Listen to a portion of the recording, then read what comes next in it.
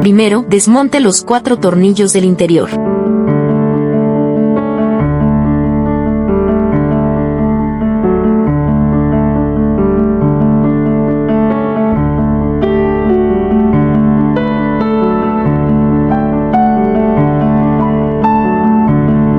A continuación, los tornillos de aquí están invertidos.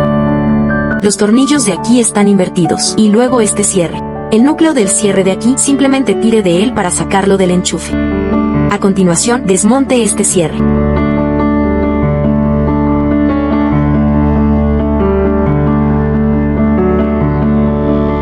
Aquí hay 2 tornillos, quítelos.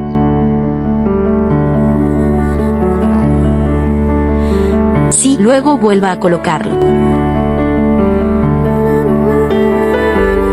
Aquí hay una ranura para el núcleo del cierre.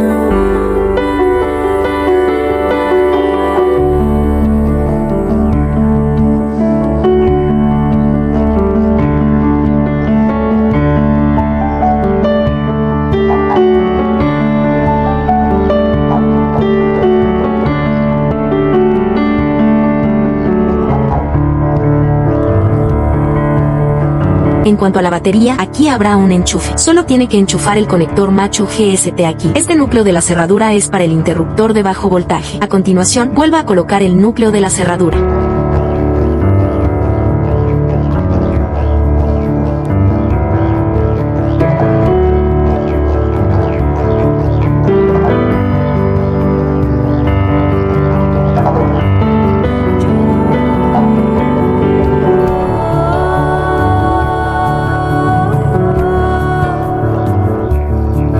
Al instalar esto, debe colocar la almohadilla banana en la parte superior.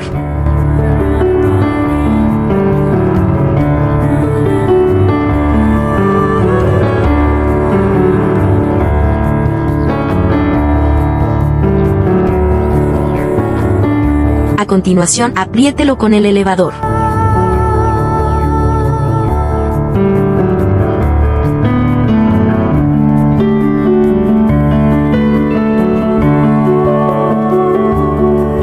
Para estas piezas manuales, esto se puede desmontar directamente. Esto se puede desmontar directamente.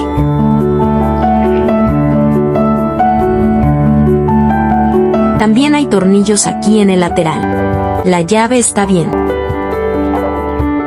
Primero, no instale esto. Aquí.